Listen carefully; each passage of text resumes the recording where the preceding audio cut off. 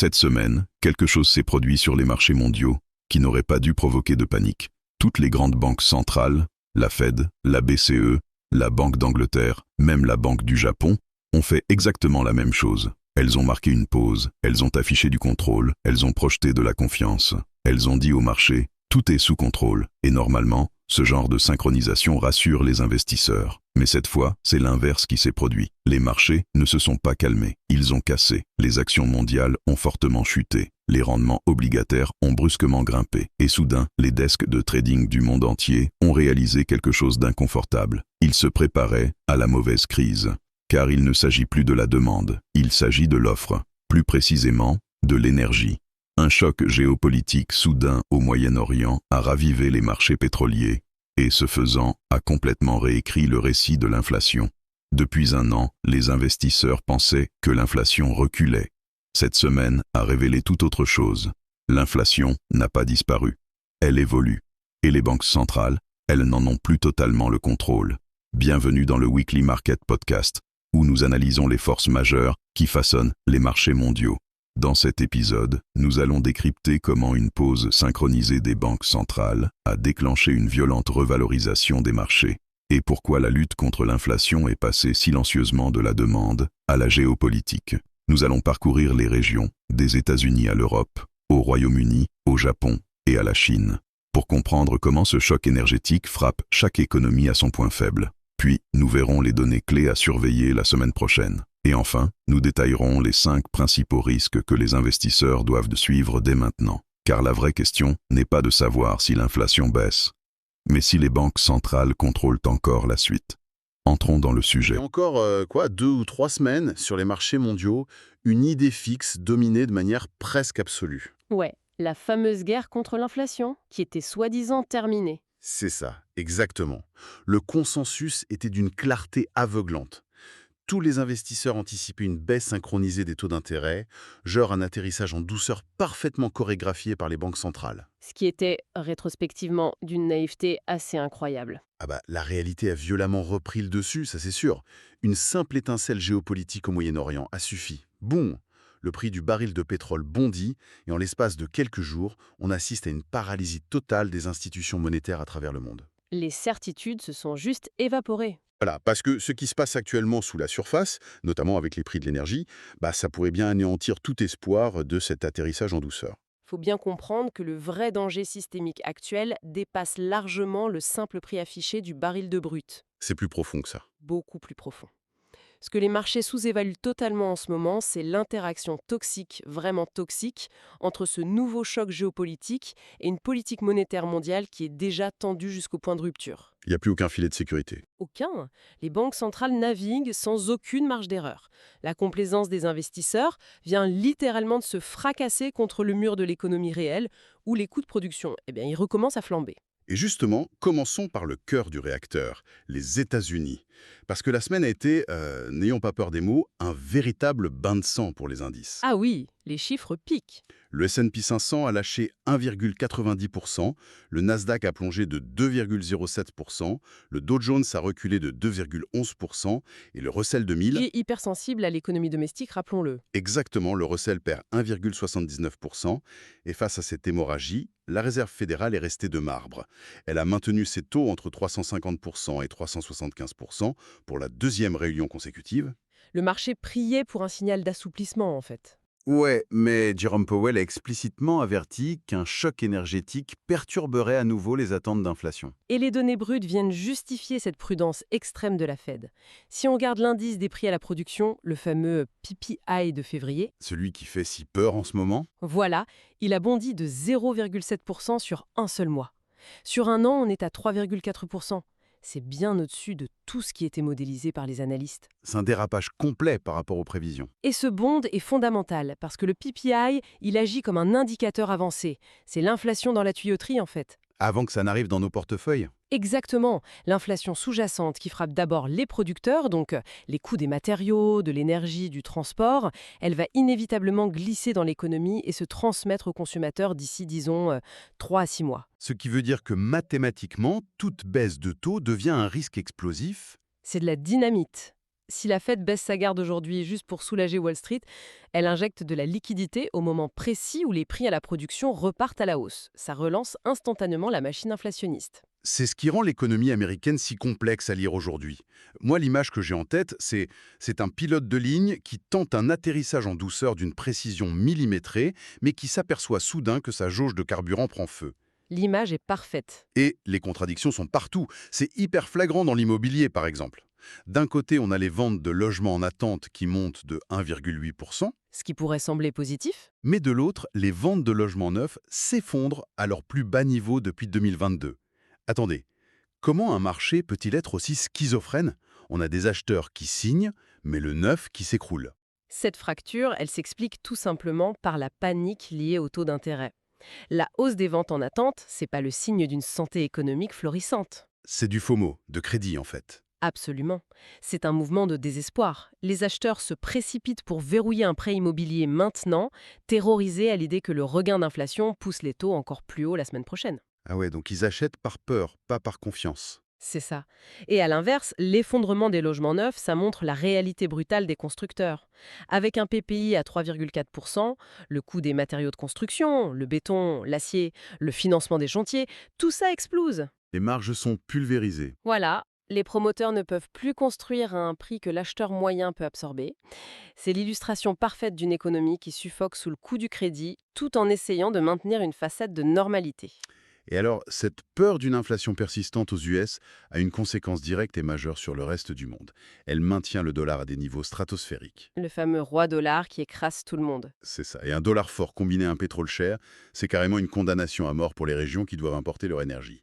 Ce qui nous amène logiquement en Europe, où là, la situation s'apparente à une véritable crise existentielle. Les marchés européens ont littéralement capitulé. Mais totalement. Le STOXX 600 a plongé de 3,79%. Et le DAX allemand, qui est quand même le moteur industriel du continent, il s'est effondré de 4,55%. Et la Banque centrale européenne n'a pas bougé ses taux non plus. Non, statu quo. Mais Christine Lagarde a prévenu de l'impact matériel, je cite, des prix du gaz et du pétrole. La BCE a carrément révisé sa projection d'inflation pour 2026 à 2,6% contre 1,9% précédemment. C'est cette révision pour 2026 qui a glacé le sang des institutionnels. Passer au-dessus des 2% à cet horizon, ça veut dire que l'inflation est structurelle, pas transitoire.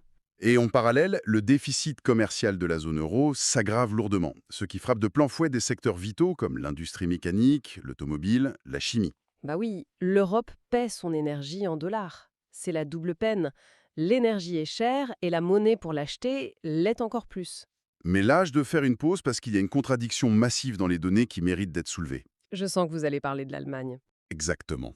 Pourquoi la BCE cède-t-elle à la panique sur une inflation projetée dans 2 ans alors que les prix à la production en Allemagne viennent littéralement de chuter de 3,3% en février? C'est vrai que ça paraît fou.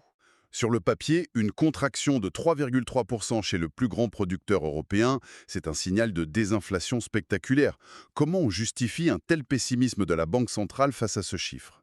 Ce serait une grave erreur de lire cette baisse de 3,3% comme une victoire. En fait, c'est un pur effet d'optique lié au décalage temporel. Un effet de base en somme. Oui, cette baisse, elle reflète le passé. Elle illustre simplement la normalisation des prix de l'électricité et du gaz après les pics historiques délirants de l'année dernière. D'accord, donc on compare juste à un sommet absurde? Voilà. Sauf que la BCE, elle, regarde le pare-brise, pas le rétroviseur. Le nouveau choc énergétique qui se profile aujourd'hui frappe une base industrielle allemande qui est déjà en pleine contraction. C'est le fameux mot qui fait peur, hein, la stagflation. C'est le pire scénario macroéconomique possible. L'Europe importe son inflation énergétique de l'étranger tout en voyant la demande mondiale pour ses produits manufacturés faiblir. Les coûts montent, les ventes baissent, Et ça détruit les marges des entreprises à une vitesse vertigineuse. et cette destruction de la base industrielle, elle ne s'arrête évidemment pas aux frontières de la zone euro. Elle traverse la Manche et elle commence à fissurer la plomberie même du système financier britannique. Le Royaume-Uni est dans un état de stress financier encore plus alarmant. Clairement, le FTSE 100 a reculé de 3,34% et la Banque d'Angleterre a maintenu son taux à 3,75%. Et on a eu ce rapport de l'association Make UK qui révèle un effondrement total des commandes intérieures couplé à une hausse violente des coûts. C'est la même dynamique qu'en Europe continentale. Ouais, mais le signal d'alarme le plus strident, c'est venu de la Prudential Regulation Authority, la PRA. Ils exigent soudainement de nouvelles mesures de liquidité très strictes pour protéger le système bancaire. C'est pas un hasard si ça tombe maintenant. Mais c'est ça la question. Est-ce que les régulateurs savent quelque chose que le reste du marché ignore? Pourquoi imposer de telles réserves de liquidité bancaire précisément le jour où l'économie manufacturière ralentit aussi fort? Les régulateurs ne lisent pas dans une boule de cristal, rassurez-vous. Ils regardent simplement l'engrenage fatal de la dette. Faut analyser la boucle de rétroaction, c'est ça, hein? C'est tout à fait ça. Il y a une boucle entre la politique monétaire restrictive et le stress du crédit. La Banque d'Angleterre est pieds et poings liés. Elle ne peut pas baisser ses taux à cause du choc énergétique qui menace de raviver l'inflation. Donc, les taux restent élevés. Oui. Et ces taux élevés, ils asphyxient des entreprises manufacturières qui voient déjà leurs factures d'énergie exploser et leur carnet de commandes se vider. La PRA, elle anticipe juste l'étape mathématique suivante. Les faillites. Exactement. Des taux punitifs prolongés dans un environnement de coûts croissants, ça va inévitablement provoquer une vague de faillites d'entreprises cet automne. Et quand une usine fait défaut sur sa dette, c'est qui encaisse la perte? C'est la banque commerciale en face. Voilà. Donc, exiger des réserves de liquidités supplémentaires aujourd'hui, c'est forcer les banques à s'hypercapitaliser pour absorber le choc des faillites de demain, évitant ainsi un gel complet du système de crédit. Pfiou! L'anticipation froide d'un mur de faillite juste pour contenir l'inflation. Le tableau est super sombre en Occident. Pourtant, pendant que l'Europe et les US craignent que l'énergie ne détruise leur demande interne, il y a une autre grande économie mondiale qui espérait paradoxalement générer un peu d'inflation. Le Japon, Le Japon, mais là-bas, l'expérience est en train de se transformer en cauchemar à cause du marché d'échange. Bon, la semaine boursière a été écourtée par les jours fériés à Tokyo, mais le Nikkei a quand même reculé de 0,83%. la Banque du Japon a maintenu ses taux à 0,75%, mais attention, avec un vote dissident très remarqué. Oui, un mibre qui réclamait une hausse immédiate. Ce vote dissident, c'est le symptôme d'une fracture profonde au sein de la BOJ, non? Complètement, le gouverneur Ueda a lui-même publiquement averti que le pétrole cher détruisait des termes de l'échange du pays. Alors certes, les exportations ont augmenté de 4,2% en février et les importations ont rebondi de 10,2%, créant un léger excédent commercial, mais cet arbre cache une forêt en feu. Le yen? Le yen reste structurellement faible, il s'effondre autour de 159,2 pour $1 américain.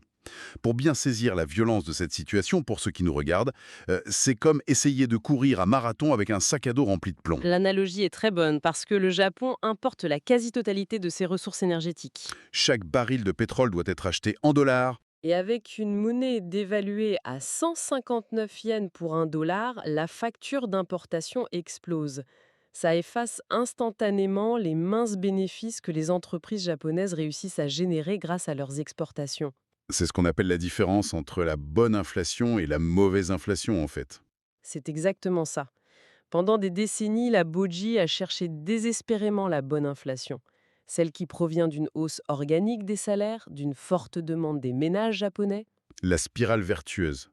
Mais ce qu'elle subit aujourd'hui, c'est la pire forme de mauvaise inflation. Elle est importée violemment de l'extérieur via les coûts de l'énergie et la chute libre de sa propre devise. Le Japon est acculé. Si on monte les taux pour défendre le yen, on risque d'étouffer une croissance intérieure qui vacille déjà. Et si on ne fait rien, on laisse la monnaie s'évaporer sous le poids des importations. Dans cette impasse, l'archipel nippon dépend de plus en plus de la solidité de la demande mondiale pour absorber ses exportations et s'en sortir. Et ce besoin vital d'exporter, il nous amène logiquement au plus grand atelier du monde, l'Asie. Et plus spécifiquement la Chine, qui nous a offert le paradoxe le plus spectaculaire de cette semaine boursière. Ah, la Chine, les données étaient fascinantes. Les statistiques officielles sont tombées et elles sont excellentes. La production industrielle a bondi de 6,3%, les ventes au détail ont progressé de 2,8%, l'investissement en capital fixe affiche plus 1,8%. Même le secteur immobilier montre de légers signes de stabilisation, ce qui relevait du miracle vu son état de mort clinique récent. Et pourtant, la réponse des marchés a été un rejet cinglant. L'indice de Shanghai lâche 3,38% et le CSI 300 perd 2,19%. Pourquoi une telle déconnexion? Le marché a-t-il simplement décidé que ces chiffres de production à 6,3% étaient fabriqués de toutes pièces par Pékin? Non, c'est pas une question de confiance dans la véracité des données. Le marché voit ces chiffres très clairement. Mais il regarde l'horizon et voit une tempête destructrice approcher. Les tensions géopolitiques avec Washington. C'est ça. La panique est entièrement dictée par l'annonce de nouvelles enquêtes commerciales américaines, la fameuse Section 301. Ces enquêtes, elles préparent le terrain pour imposer des droits de douane massifs dès l'été prochain. Donc le marché price les tarifs avant même qu'ils n'arrivent. Exactement. La dynamique à l'œuvre ici, c'est le risque de relais. La Chine est en train d'opérer un pivot macroéconomique monumental. Elle tente désespérément d'abandonner son ancien modèle de croissance dopé par la dette immobilière pour basculer vers un modèle d'exportation de haute technologie. Les fameux panneaux solaires, les véhicules électriques, Voilà, c'est leur nouveau moteur de croissance. c'est comme essayer de changer le moteur d'une voiture. Pendant qu'elle roule à 130 sur l'autoroute. C'est ça. On enlève le vieux moteur immobilier pour installer le moteur technologique, et là, les tarifs douaniers américains menacent d'arracher ce nouveau moteur avant même qu'il ne soit fixé. La métaphore est parfaite. La section 301 cible de manière chirurgicale les secteurs de croissance futurs de la Chine. Sans un stimulus budgétaire interne colossal pour relancer la consommation de ses propres citoyens. Une mesure que Pékin hésite toujours à prendre par peur de l'endettement massif d'ailleurs. L'économie chinoise ne peut tout simplement pas encaisser un nouveau choc tarifaire externe de cette ampleur. Les marchés ne vendent pas les statistiques économiques d'hier. Ils vendent la vulnérabilité structurelle de la Chine face à la guerre commerciale de demain. Bon, le décor macroéconomique est posé et les tensions sont, on l'a vu, extrêmes sur chaque continent. La grande question maintenant, c'est de savoir comment naviguer la période qui s'ouvre. La semaine du 23 au 27 mars s'annonce comme le premier véritable test de résistance pour voir si cette panique boursière est vraiment justifiée. Les prochaines données vont forcer le marché à confronter ses pires craintes à la réalité. Aux US, mardi, qu'est-ce qu'on regarde? Il faudra scruter les chiffres de la productivité et des coûts de la main-d'œuvre. L'indicateur silencieux qui dicte l'inflation des services. Exactement. Une main-d'œuvre qui coûte plus cher sans produire plus, c'est la garantie absolue d'une inflation persistante. Mercredi, on aura les prix à l'import-export qui révéleront l'état des pressions sur la chaîne d'approvisionnement globale. Mais le véritable juge de paix, il tombera vendredi. C'est l'indice de sentiment des consommateurs de l'Université du Michigan. C'est la donnée clé. Elle permettra de vérifier si la hausse du prix à la pompe est déjà en train de s'infiltrer dans la psychologie des ménages américains et de réancrer leurs attentes d'inflation à long terme vers le haut. Et un calendrier tout aussi impitoyable attend l'Europe et le Royaume-Uni, n'est-ce pas, Evelyne? Absolument. Le continent européen aura les yeux rivés sur le PMI manufacturier flash allemand de mardi. C'est le baromètre incontournable pour valider ou infirmer notre thèse de la stagflation. On cherche à voir si la contraction de l'activité s'accélère en même temps que le prix des intrants remonte. C'est ça. Mercredi, l'attention se tournera vers l'IFO en Allemagne, mais surtout vers l'inflation, le fameux CPI du Royaume-Uni. Ce chiffre est binaire pour le coup. Totalement binaire. Il dictera à lui seul si la Banque d'Angleterre peut envisager une baisse des taux ou si elle doit, comme on disait, préparer les banques à l'asphyxie du crédit. Et enfin au Japon, Evelyne? Mardi, on aura les chiffres de l'inflation de février. Ils seront vitaux pour déterminer si le gouverneur de la BOJ doit céder à la pression interne et entamer un cycle de resserrement agressif pour sauver le yen. Ok, le programme est chargé. Pour conclure ce décryptage en beauté, synthétisons les menaces imminentes qui pèsent sur l'économie mondiale. On lance le top 5 des risques majeurs à surveiller. Allons-y. Numéro 5. Le premier domino qui menace de tomber, c'est cette fragile stabilisation chinoise qui pourrait voler en éclats sous la pression commerciale américaine. C'est un risque massif. Si la rhétorique autour des tarifs douaniers se matérialise en actions concrètes, la sanction sera immédiate sur les bourses. Les actions cycliques mondiales et les matières premières industrielles subiront une décote brutale. Les capitaux fuiront ces actifs en anticipant un ralentissement manufacturier global. En ignorant totalement les fondamentaux d'entreprise qui, jusque-là, semblaient solides. Ce qui nous amène au risque numéro 4. Si la machine industrielle asiatique tousse, le choc se propage vite, avec le risque que le Royaume-Uni voit son inflation réaccélérer violemment. Le chiffre de l'inflation britannique de mercredi a clairement le potentiel de briser les marchés obligataires. S'il surprend à la hausse, les investisseurs devront effacer de leur modèle toute idée d'assouplissement de la BOE. Les rendements des obligations souveraines exploseraient. Entraînant une chute libre des actions britanniques et augmentant drastiquement la probabilité d'une récession longue et douloureuse sur l'île. Allez, risque numéro 3 qui concerne la fragilité continentale. Le risque que l'Europe glisse définitivement vers une psychose de la stagflation. Là, ce sont les données du PMI allemand qui seront décisives. Si le rapport révèle une contraction sévère de l'activité industrielle combinée à une flambée des prix liés à l'énergie, la BCE se retrouvera dans une impasse totale. Baisser les taux pour aider l'industrie ferait s'effondrer l'euro face au dollar, aggravant la facture énergétique. Et les maintenir étoufferait définitivement les entreprises. Il n'y aurait plus aucune porte de sortie monétaire. Risque numéro 2, en écho à la paralysie européenne, le risque que les baisses de taux tant espérées de la Réserve fédérale soient définitivement rayées de la carte pour l'année. C'est là que l'enquête de l'Université du Michigan qu'on évoquait prend tout son sens. Si les anticipations d'inflation des consommateurs américains repartent à la hausse, le récit d'un pivot de la Fed meurt sur le champ. Fin de la fête à Wall Street. La liquidité se retirerait violemment des marchés actions. Les rendements des bons du Trésor atteindront de nouveaux sommets et les conditions financières mondiales se resserreront d'un seul coup. Et enfin, le risque numéro 1, l'alpha et l'oméga de l'économie actuelle d'où tout découle, le fait que le choc énergétique alimente à nouveau l'inflation mondiale de façon incontrôlable. Le prix du baril de pétrole et du gaz naturel a repris son trône, c'est redevenu l'unique variable macroéconomique qui dicte le comportement de toutes les autres. Une moindre escalade supplémentaire au Moyen-Orient ne se contenterait pas de faire grimper les prix à la pompe.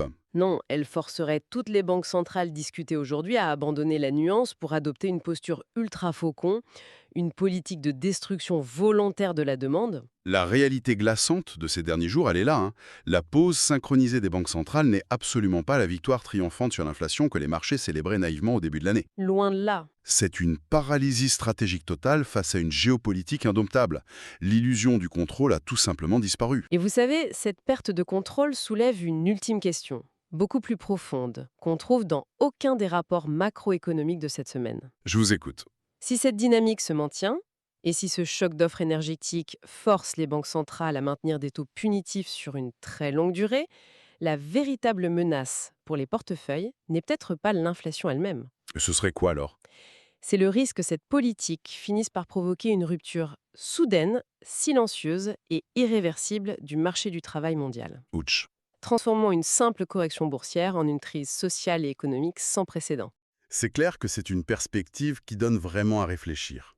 Au départ, les marchés espéraient un vol commercial calme et un atterrissage en douceur. Mais avec un marché de l'emploi en suspens, une jauge de carburant en feu et des institutions monétaires tétanisées par les turbulences, l'atterrissage s'annonce d'une brutalité extrême. Attachez vos ceintures, comme on dit. Exactement. Et pour observer comment les capitaux digèrent cette nouvelle réalité, le test sera immédiat. Tous les investisseurs devront impérativement surveiller le comportement des rendements obligataires à l'ouverture des marchés dès lundi matin. C'est là que tout va se jouer. C'est là, dans le mouvement de la dette souveraine, que la panique ou l'accalmie s'exprimera en premier. Merci pour ce décryptage pointu et à très vite pour suivre tout ça. Vous êtes encore là? Alors vous êtes des nôtres, ceux qui veulent vraiment comprendre les marchés. Si ça vous a fait réfléchir autrement, likez, partagez et abonnez-vous. Des marchés plus intelligents ont besoin d'esprits plus affûtés. Développons ça ensemble. Nouveaux épisodes IA chaque semaine. Et si ce podcast parlait de votre secteur? Imaginez ce niveau d'analyse propulsé par l'IA, mais adapté à votre entreprise. Que vous gériez des actifs, suiviez les politiques économiques ou dirigiez une équipe agile. Nous créons des podcasts sur mesure pour les décideurs comme vous. Contactez-nous. Construisons le vôtre.